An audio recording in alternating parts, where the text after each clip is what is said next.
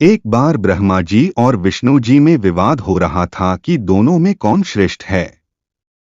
ब्रह्मा विष्णु का विवाद इतना बढ़ गया कि दोनों युद्ध करने लगे, एक दूसरे पर दिव्यास्त्रों के वार करने लगे।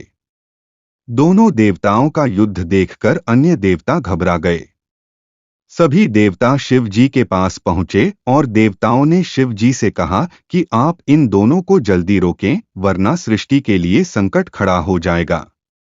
सभी देवताओं की बात मानकर शिव जी एक अग्निस्तंभ के रूप में ब्रह्मा और विष्णु के बीच प्रकट हुए। अग्निस्तंभ को देखकर ब्रह्मा जी और विष्णु जी ने तय किया कि जो भी इस स्तंभ का अंतिम छोर खोज लेगा वही श्रेष्ठ होगा। ब्रह्मा जी स्तंभ के ऊपरी भाग में गए और विष्णु जी नीचे वाले हिस्से में गए। जब विष्णु जी को स्तंभ का अंतिम छोर नहीं मिला तो वे लौट आए, लेकिन दूसरी तरफ ब्रह्मा जी ने खुद को श्रेष्ठ साबित करने के लिए एक योजना बनाई।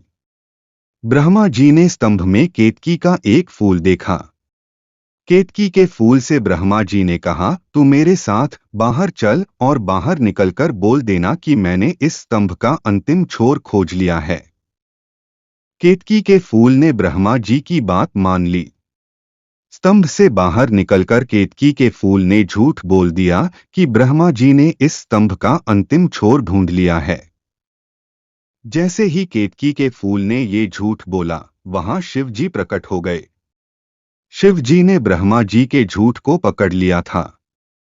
शिव जी क्रोधित हुए और उन्होंने ब्रह्मा जी को शाप दे दिया कि आपने झूठ बोला है, इसलिए अब से आपकी पूजा नहीं होगी।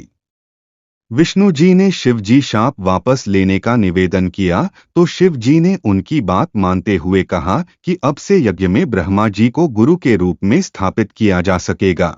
ब्रह्मा जी के बाद शिव जी ने केतकी के फूल से कहा कि तूने झूठ में साथ दिया और झूठ बोला है, इसलिए अब से तू मेरी पूजा में वर्जित रहेगा। इस किस्से की सीख यह है कि हमें किसी भी स्थिति में झूठ नहीं बोलना चाहिए। झूठ शुरुआत में भले ही अच्छा लगता है, लेकिन जब झूठ पकड़ा जाता है तो हमारे लिए संकट बढ़ जाता है। सच शुरुआत में भले ही मुश्किल लगता है, लेकिन बाद के लिए जीवन सुखी हो जाता है।